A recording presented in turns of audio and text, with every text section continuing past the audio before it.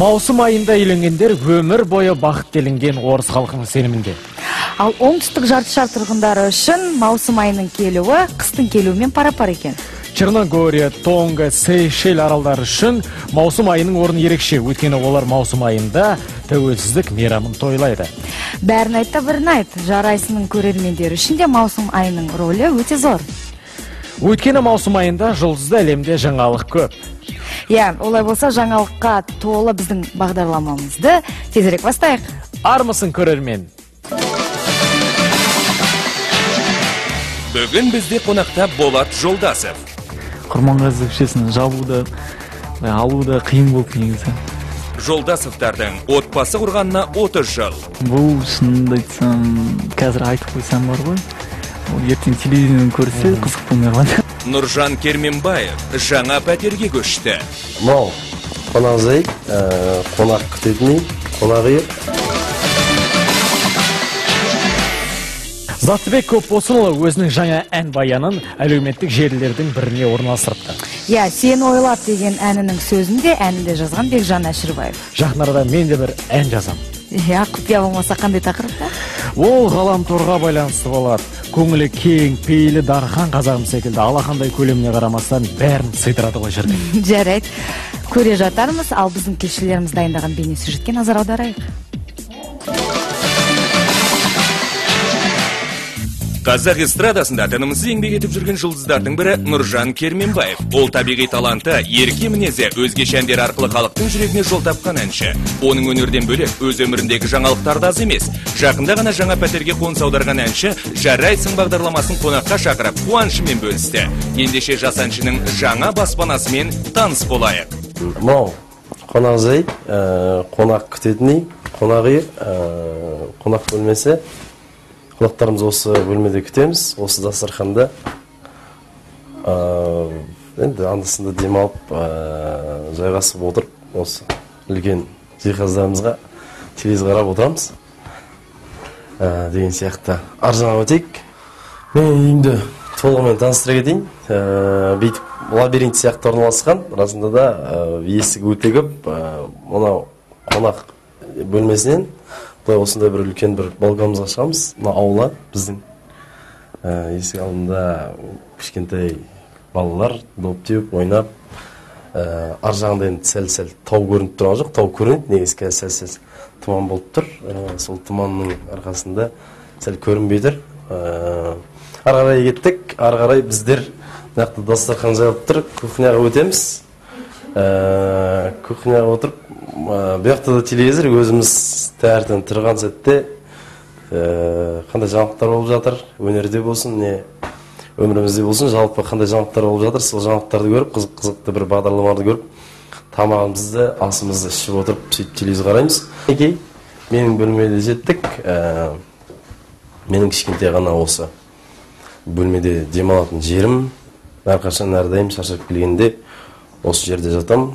Диван болса да өзім жерде жатам, жерде жатқанын ұнатам, өйткені жазық жерде жатқанын ұнатам, қатты жерде жатқанын ұнатам. Телевизорым, қасиетті Құран, енді әрбір мұсылманның үйінде Құран болу керек деп ойлаймын.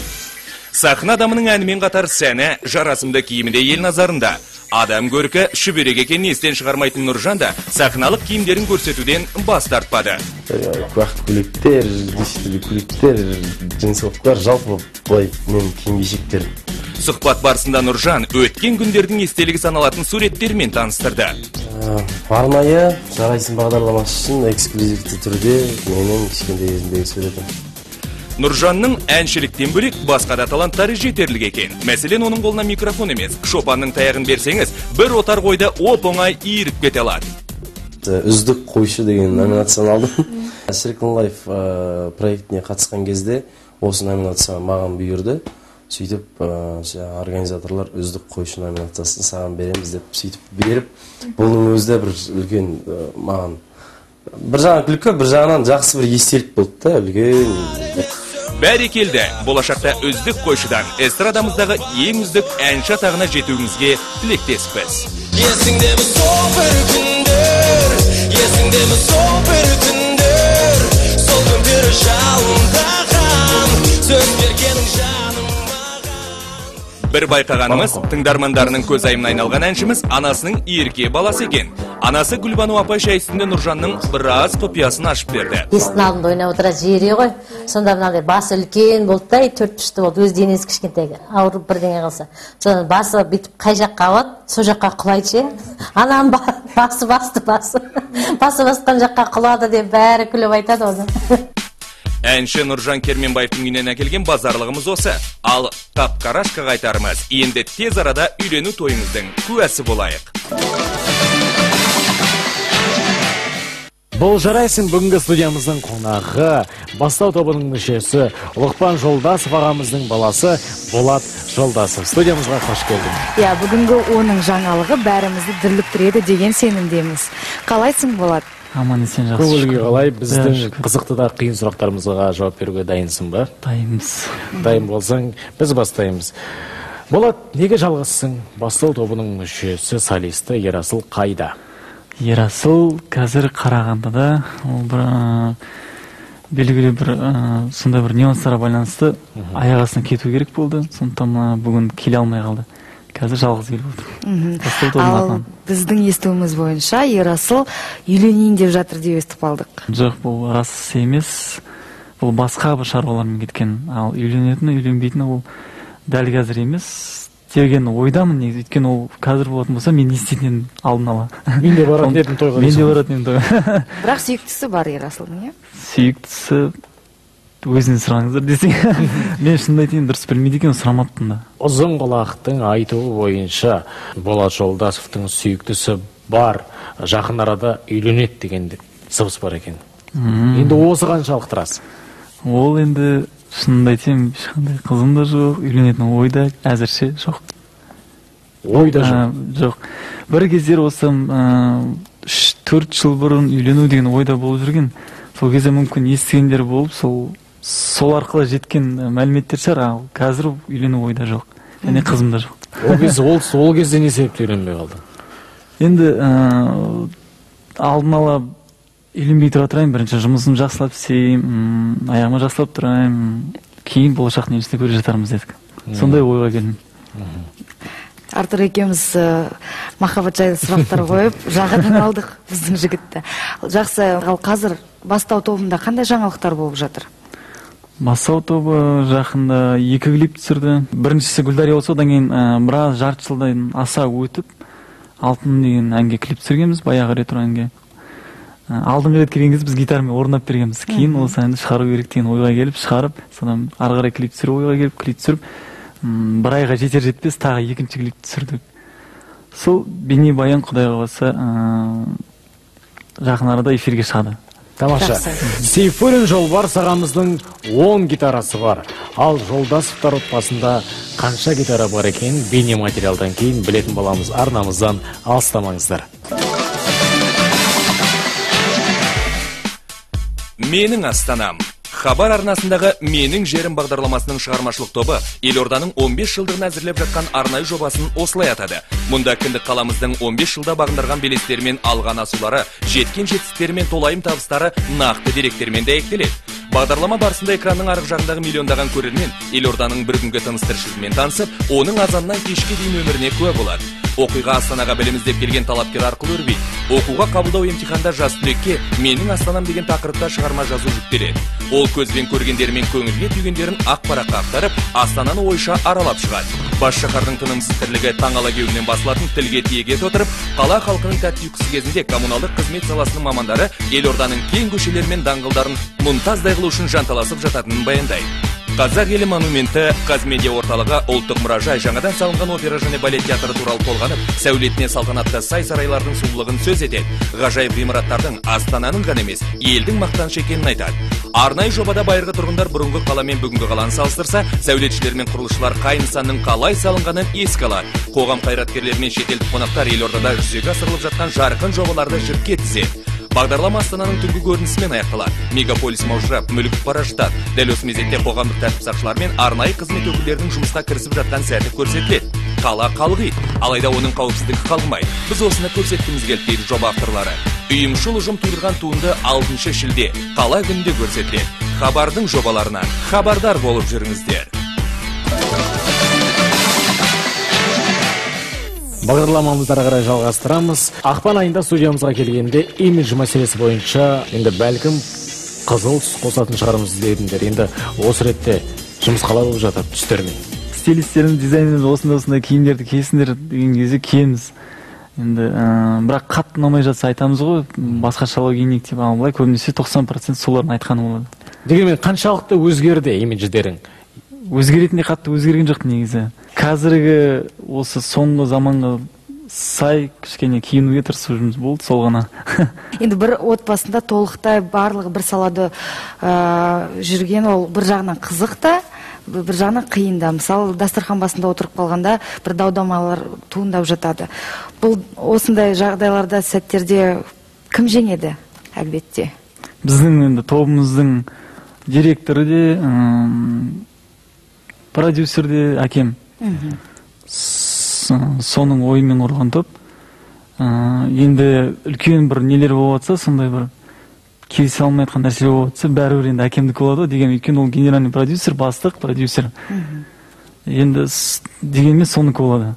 Ал былай өз ойымызды айта береміз негізі. Қайсысыныкі іске асатындай ой болып жатса, соныкі болады негізі.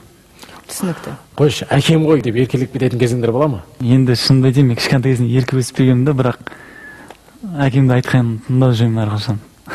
Қарсы келе алмайсың да әкем болмаса. Енді айттық бағдарлама басында Сейфуллин Жолбарыс ағамыздың 10 гитарасы бар. Енді 2 гитарист, Лұқпан аға, сен де кереметтей гитаристсің. Қанша гитараларың бар екеуіңдікін қосқанда? Санап көрмеппін, бірақ жетерлікте негізінде. 10-нан асады ғой? Асады. Жақында бір гитараны қатты ұнаттым, соны алдым. Авейшн деген гитара, акустика. Сол гитара маған өзіме қатты ұнайды. Копия болмаса қанша тұрады? 3000-дай болады. ақш доллар. ақш доллар. Өзің алдың ба, папаңнан қарызға сұрады? Өзім алдым. Тамаша. Болат, сен жарнамаға ұсыныс жатса түсесің ба? Дұрыс жарнама болса түсеміз ғой. Ал мысалы теледидар көріп жатып, жарнама болса өшіріп тастайсың ба, әлде ары қарай көріп жата бересің ба? Жоқ, негізі жарнамалардың кейбіреулері қызық болады, сол қызықтың міндетті түрде қараймын да. Ал кейбіреулер көріп жүрген нәрсе болған соң, оны көрдік қой деп басқасына ауыстыра бересің. Енді оны бекер қойып отырған жоқ. Бізде кезекте жарнама. Бұл жарайсың, біз әңгімемізді ары қарай жалғастырамыз. Біздің сұхбатымыз қызу үстінде, біздің студиямыздың бүгінгі қонағы Болат. Енді Болат, үйде үлкенсің, асханада анаңа көмектесесің бе, әлде тамақты өзің пісіріп жүре бересің бе? Тамақ пісіруге негізінде мен көп жоқ, тамақ пісіре алмаймын. Пісірген тек азғантай тек картошканы қуырып білемін, сосын жұмыртқа қуырып білемін. Ал сүйікті тағамың қандай? Картошкадан жасалған тамақты жақсы көремін негізі. Сол сүйікті тағамым. Фарида демекші, өзің енді қарындасыңа қалай, қаталсың ба? Қатал. Қатты беріліп шыққан қаламаймын негізі. Арасында бір көрініп жүре берсе екен деп, соны ғана ойлаймын. Қатты етіп беріліп, анда мұнда шапқылап, қыз болған ондай, өзім қарындасым болғасын ба, білмеймін, қатты қаламаймын. Арасында тек шығып келіп жүрсе, соны ғана қалаймын. Енді осы ретте бақыт деген ұғымды әркім әрқалай түсінеді. Ал өнерлі, үлгілі отбасынан шыққан жас жігіт үшін бақыт деген не екен деген сұрақ бар. Мен үшін бақыт деген, Құдай қаласа, болашақ әйелім ақылды болса, сол мен үшін бақыт. Әйелім ақылды болса, ол еркектің бір бақыты деп есептеймін. Өзім қай еркектің басында болсын, сол әйел егер жақсы адам болып не істейтін болса, енді еркек те жақсы болған дұрыс қой, бірақ әйел еркектің бақыты деп есептеймін. Ақылды әйел. Өте дұрыс. Заман, Самал, Каспий, Бастау бұл бір ұжымда жұмыс жасайтын топтар. Енді өзара доссыңдар ма? Әрине доспыз. Аға інідетте араласа береміз. Арамыз 3-4 жас болғанмен. Мысалы, Заман дейік, Самал дейік, Каспий дейік, бір мысалы бір ән жасайтын болады. Соған жұмыла көмектесесіңдер ме, әлде өз жұмыстары өздерінде жүре бересіңдер ме? Иә, әрине көмектесеміз. Мен түсінбей жатсам, мен Самал сияқты боламын. Бізде Самал ең жаңағы студиямыздың сондай бір керемет аранжировщигі, музыканты, сондықтан түсінбей жатқан жерлерім болса Самал шақырамын. Кейде Самалдар айтады маған, гитара жазып бер, чөш жазайық дейді гитараларға. Сондай нәрселерді мен көмектесіп жүремін. Сол бірімізге жаңағыдай демеу болып, көмек болып сөйтіп жүре береміз бір студияда. Дос болып та, демеу болып та, жұмыс ретінде де болсын, аға іні ретінде болсын, бәрі жағынан жақсымыз. Достық демекші, жақын достарың бар ма? Ең деген. Бар. Әрине ол бәрінде бар ғой. Менде әрине бар. Және ол жақын достарым көп. Жоқ дегенде бір санаған жоқпын, бір 10-15 шығады шығар. Лұқпан аға Таиландқа кетті дейді. Құпия болмаса не себеппен кетті? Жай іс сапармен ба, әлде демалып қайтуға ма? Бір кеше шынымды айтсам, бірінші рет естідім сол Таиландқа кетіп бара жатқанын. Мен бүгін кетем деді. Мен сұраған кезде бір жұмыстармен бір жағынан апарат қарап келем деді. Студияға бір кейбір аппаратуралар керек болып жатыр, қазір соны қарап келуге деді бір жағынан. Қандай тағы да бір қосымша жұмыстар екен мен сұрамадым. Жалғыз өзі кетіп барады? Жоқ. Неше адам кетіп жатқанын білмеймін, бірақ мен білетін қасында тағы бір 2 адам бар, қосымша тағы білмеймін қанша адам қосылатын. Ренжіген жоқсың ба? Мен неге алып кетпедім деп? Жоқ, ренжімеймін. Ондай жатырсың ғой, тамаша. Иә, биыл Лұқпан ағамыз бен Айған әпкеміздің үйленгеніне 30 жыл болды. Енді атаулы мерекеге не сыйлайсың? Бұл шынымды айтсам, қазір айтып қойсам бар ғой. Ол ертең телевизордан көрсе қызық болмай қалады. Сондықтан бұл құпия қылып қоя қоямын. Енді бір көлемді нәрсе ма? Иә, әрине. Фарида екеуің бірігіп жасап жатсыңдар ма, әлде бөлек-бөлек па? Мен бөлек. Фаридадан сұрамадым да. Енді бүгін бізде Бастау тобы түнгі қала бейнебаян алып келді. Бүгін және тұсауын кесеміз. Енді осы клип туралы толығырақ айтып берсең. Режиссер осы 3 жылға жуық түсіріп жүрген шығар, Ален Ниязбеков деген режиссер. Ол былай Америкада оқып келгеннен кейін ба, білмеймін, әйтеуір сол түнгі қаланы сен түсіре алатын сияқтысың деп соған жабыстық. Көзқарасы. Мұның былайша айтқан кезде почергі басқаша да. Сонымен Ален саған осы клип түсірсек осындай өлең бар деп айттық, ұсыныс білдірдік. Ол келісе келді, сонымен бір аптадан кейін ойын айтты, жаңағы идеясын клиптің. Сол қарап отырып, тыңдап отырып, ұнады, сон ары қарай уже клипті түсірдік. Енді клип Құрманғазы көшесінде болды. Құрманғазы көшесін жабу да, алу да қиын болды негізі. Рұқсатын сұрап, қандай уақыт сұрап әйтеуір алдық соны. Құрманғазы көшесінде 2 жақты жауып тастап, ортасына КамАЗдар келіп, су шашып, светтер қойып, үлкен крандармен камералар келіп. Қанша уақыт түсірдіңдер? Соны азғандай ғана уақыт түсірдік. Неге десеңіздер, түнгі қала ғой. Енді қазір таң ерте атады. Сондықтан біз сағат ровно бір сөз айтқан кезде 12-ден сағат 4-ге шейін ба, 4 сағат па, 5 сағатқа ғана түсірдік болды. Бірақ екіншіні жалғастырдық, оның өзі азғантай ғана уақыт болды, күн батып бара жатқан кезде түсірдік. Күннің батуы жарты сағат қана ғой, жарты сағатта үлгергенше түсірдік. Жақсы, ал бізде тұсаукесер Бастау тобының жаңа бейнебаяны. Бірге тамашалайық.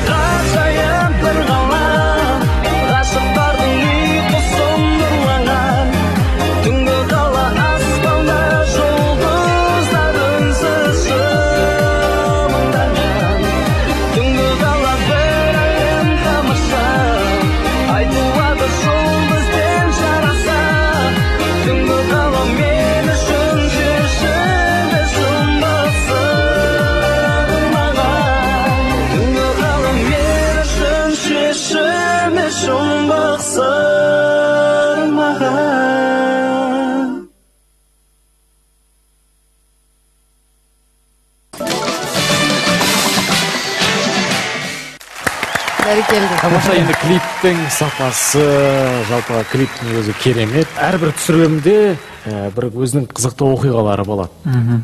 Немесе бір қиын сәттері болады. Дәл қазір шынымды айтсам есіме түсіп отқан тек бірақ нәрсе, бірақ ол шынымен күлкінішті болды. Оны қазір айтып жеткізе алмайтын шығармын, бірақ сол кезде қатты қызық болған. Режиссерімізді бірсе мына ГАИ, жол полиция, солар келіп мына жақтан тартып алса, бірсе мына жақта әкем тез болып ойбай үлгермей жатыр, бірсе мына жақта камераның операторлары біз мына жерін ести алмай жатыр, уже шаршап кеткен, бір сағат бойы мына жақта массовка тұр қарайған, біз қашан түсеміз, уже шаршап кеткен. Ең соңында папам келді, бұл жолды ашу керек болып жатыр, уже қазір таң атады, адамдар жүре бастайды деген кезде Лұқпанға я сейчас буду вот так головой об стену биться деп көрсетіп жатыр да, кәдімгі ашумен. Сол кез қатты күлкінішті болған. Өзі кішкене қазақша дұрыс сөйлей алмайды, орысша сөйлейтін кісі. Сондықтан қазір азғантай орысшасын айтып жүрді десең. Дұрыс. Енді өзіңнің көңіліңнен шықты ма? Әрине шықты. Қандай баға берер еді? Отырып алып жоқ жібермей тұра тұр, мына жерін бүйтіп өзгертейік, осы істейік деп. Аленнің жұмысына 5, өзім ойнаған кейбір жерлерінде енді қателіктер болды, азғантай. Өзім ол тек қана мен ғана ойнаймын. Ал былай біздің, яғни бізден бастау жақта кішкене ойнау жағынан 3-4 деп айта аламын. Ал режиссерство 5. Тамаша. Тамаша. Болат, біздің студиямызға келіп кереметтей сұхбат бергеніңе рахмет. Жаңалықтарың көп болсын. Рахмет. Сіздерге де тек қана Рахмет. Ертең бізде қонақта Сейфуллин Жолбарыс қалай танылды? Әттегенелердің бәрін жауап қоямын да, тек жақсы жағын асырып жүре береді. Сейфуллин сахнаға гитарасы шығала ма? Анда-санда балам айтады, "Апа, сен менің гитарамды да алып шығасың, саған жарасады" дейді. Осымен жарайсынның кезекті саны мәресіне жетті. Жарайсынның жарайсынға жете берейік. Ендеше ел арнада, ел аманда жүздесейік.